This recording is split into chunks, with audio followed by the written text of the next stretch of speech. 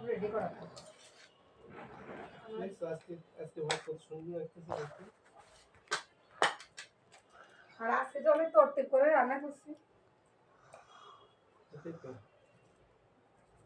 এই ওটা কি করতেছে রে? ভাত খাও ধরো।